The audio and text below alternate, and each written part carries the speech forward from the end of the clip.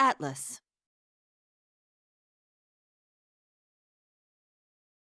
As a spin-off game, attempting to rekindle some of the magic of its source material, Persona 4 Dancing All Night faces an uphill climb.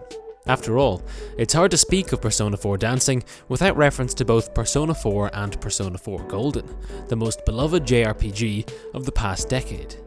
Nevertheless, a keenly nostalgic attention to detail creates an experience that, though blemished, can stand proud, even in the shadow of its forebears. Set after the events of the golden epilogue of Persona 4 Golden, everyone's favourite investigation team of Inaba is recruited once more to assist in Rise's big return to the big stage by performing as backup dancers at the somewhat cringe-inducing Love Meets Bonds festival. One Persona twist later, and the fates of both the festival and a seemingly endless stream of young Japanese pop idols depend solely on your ability to move your feet to the beat. Persona 4 Dancing's gameplay appeal is twofold. A surprisingly lengthy story mode will undoubtedly be most players' initial draw, allowing them to once again steep themselves in the warm, familiar Persona universe. It should be seen as an introduction to the rhythm gameplay, as difficulty is limited to easy and normal. Then, when finished, players can learn, hone, and perfect their moves in free dance, and revel in their access to its large stable of remixed tracks and playable characters.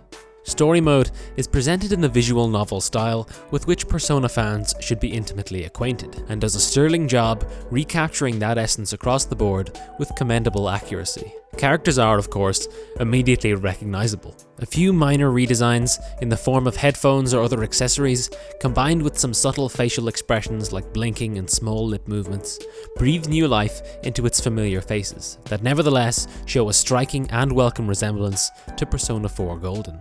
In a wonderfully wistful opening, players are immediately greeted by the celestial chorus of the Velvet Room.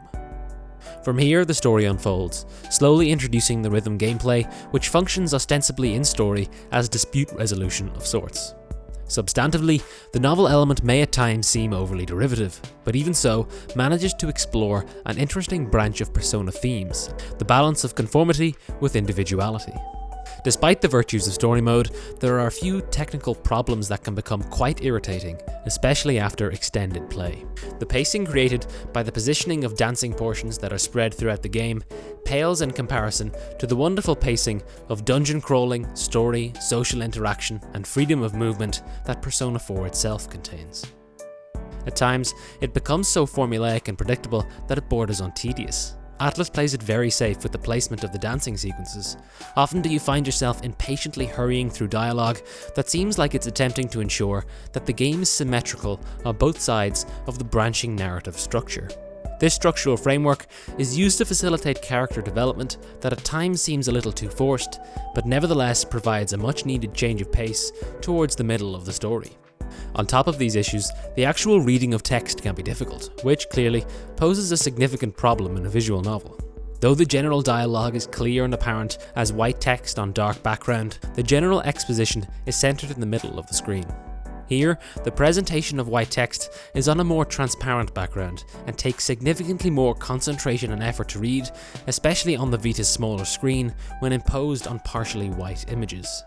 The unexpected volume of the visual novel element aside, Persona 4 Dancing's rhythm gameplay is the game's biggest surprise.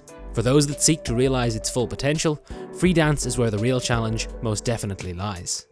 A large roster of really first-class remixes that walk an excellent balance of familiar and new is the perfect accompaniment to the simple yet clean rhythm mechanics, and the wide range of difficulties cater to those who want to really test their skills and those who want more casual fun.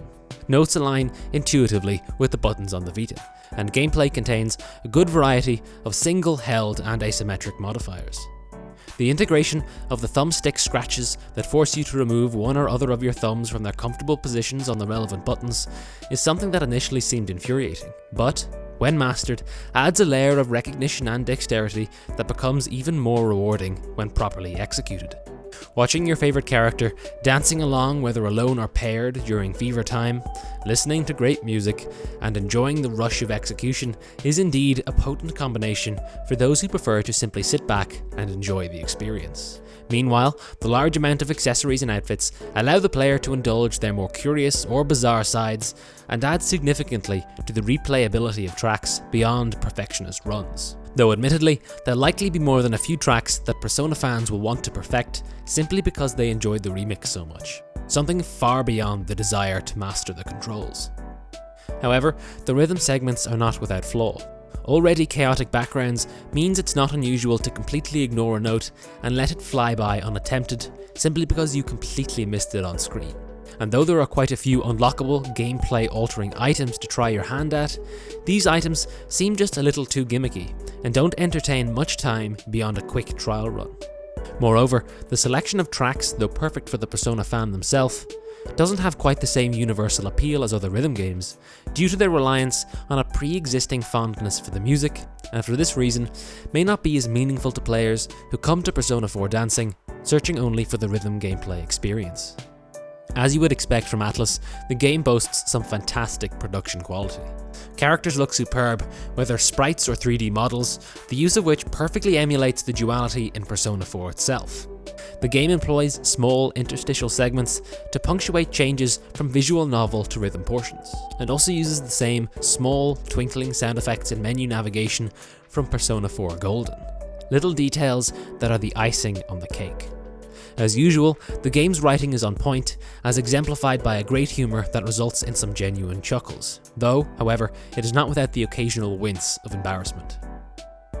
With a few notable exceptions, the voice cast is as stellar as ever, as a majority of actors reprise their roles. Those who don't attempt to make up with some spirited and well-practiced impersonations. This is a little startling at first and does disappoint slightly, but eventually you'll find that the flow of dialogue settles the player gradually back into normalcy. In the end, Persona 4 Dancing is a combination of a good, if niche, rhythm game and a flawed visual novel, though it must be said that at its very best does just enough to ease you back into what seems like just another slice of bizarre life in Yasagami High. And that's all that some of us could ever hope for.